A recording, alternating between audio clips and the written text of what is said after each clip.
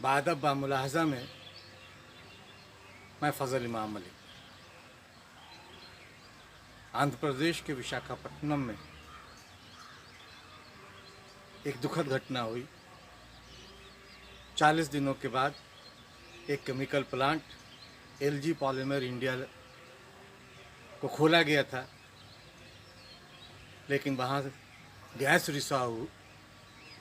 रिसने लगी और उस गैस रिसाव से की वजह से अभी तक जो खबरें आ रही हैं उसमें कम से कम 11 लोगों की जान चली गई है। ये दुखद खबर है। इस खबर पर न सिर्फ ये कि प्रधानमंत्री कार्यालय ने दुख जताया है, बल्कि गृह मंत्री अमित शाह ने भी दुख जताया है। कांग्रेस अध्यक्ष राहुल गांधी ने भी बाकायदा ट्वीट कर इस घटना पर दुख जताकर कांग्रेस कार्यकर्ताओं से कहा है कि वे इस संकट की घड़ी में पीड़ितों की मदद करें, लोगों तक के रिलीफ और राहत पहुंचाएं।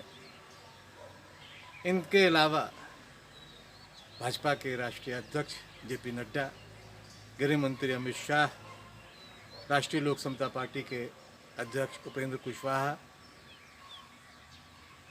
राजस्थान के मुख्यमंत्री अशोक गहलोत, उप मुख्यमंत्री सचिन पायलट, केंद्रीय मंत्री जे किशन रेड्डी, आंध्र प्रदेश के पूर्व मुख्यमंत्री और तेलुगु देशम के प्रमुख चंद्रबाबू नायडू ने भी इस पर गहरी संवेदना जताई है, ट्वीट किया और ट्वीट करके पीड़ित परिवारों के प्रति अपनी गहरी संवेदना व्यक्त किया है।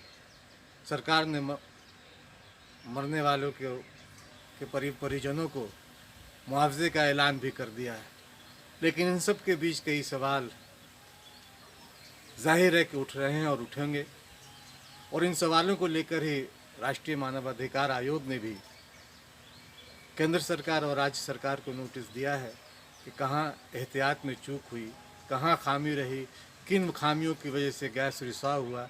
इन सब मुद्दों को लेकर राष्ट्रीय मानवाधिकार आयोग ने भी केंद्र सरकार को नोटिस भेजा है। जाहिर है कि ये बड़ी चूक है। 11 लोगों की मौत हो गई है, 1000 से ज़्यादा लोग बीमार हैं और 200 से ज़्यादा लोग अस्पतालों में भर्ती किए गए हैं इलाज के लिए। तालाबंदी और कोरोना की वजह से जब पूरा देश इस संकट से जूझ रहा है, ऐसे में विशाखापट्टनम की ये घटना सचमुच परेशान करने वाली है। दरअसल फिर प्रबंधन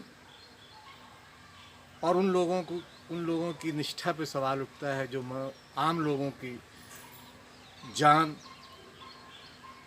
को बहुत ज़्यादा महत्व नहीं देते, अपने मुनाफे के लिए बिना किसी सुरक्षा मानकों का ध्यान में रखे हुए अपनी फैक्ट्रियां चलाते हैं, अपने कल कारखाने चलाते हैं। उनके लिए लोगों की मौत कोई बहुत मायने नहीं रखती है। गैस कैसे लीक हुई, क्यों लीक हुई, इस पे अभी जांच होनी बाकी है। कि वहाँ सरकार ने जांच के आदेश भी दे दिए हैं। आंध्र प्रदेश के मुख्यमंत्री वाईएस जगन रेड्डी ने अस्पतालों का मुआयना भी किया है और पीड़ित परिवारों को, जैसा मैंने कहा, कि मुआवजा का ऐलान तो किया है, लेकिन बहुत सारे सवाल उनसे भी पूछे जाने चाहिए, उनकी सरकार से भी पूछी जानी चाहिए और केंद्र सरकार से भी कि मानकों का ध्यान जो मानकों का ध्यान कंपनी फैक्ट्रियां नहीं रखती हैं, उसके खिलाफ क्या कार्रवाई होती है। जांच की एक रस्म अदायगी तो हो जाती है, लेकिन ये रस्म अदायगी किस शक्ल की शक्ल क्या होती है आगे चलकर, ये बहुत सारे जांच को हम सिर्फ जांच के आदेश देने भर से नहीं होता है। जांच का नतीजा क्या निकलता है, ये सबसे बड़ा सवाल है। क्योंकि मौत किसी प्रबंधन के व्यक्ति की नहीं हुई है, मौत किसी फैक्ट्री के मालिकों की नहीं हुई है, मौत आम लोगों की हुई है।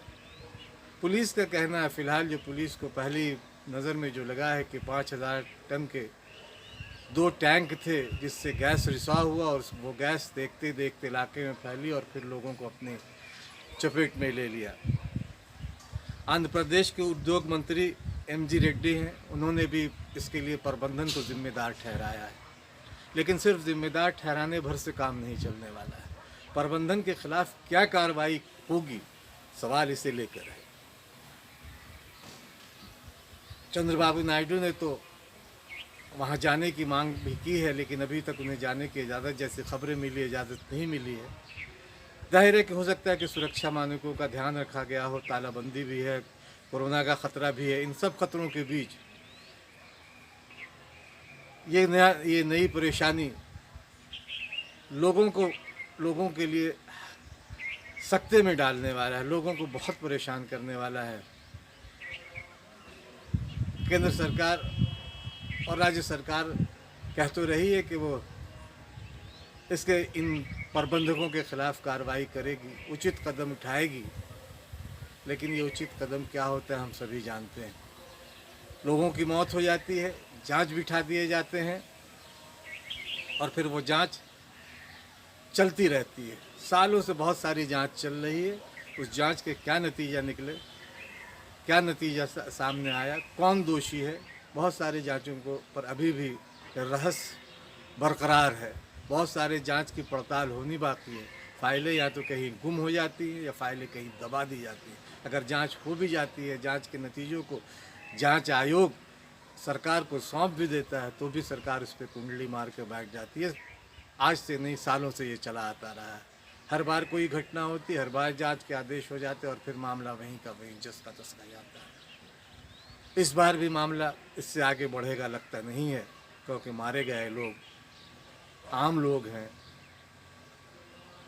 कोई बड़े लोग मारे नहीं गए हैं, कोई प्रबंधन का आदमी नहीं मारा गया है, कारखाने का मालिक नहीं मारा गया है।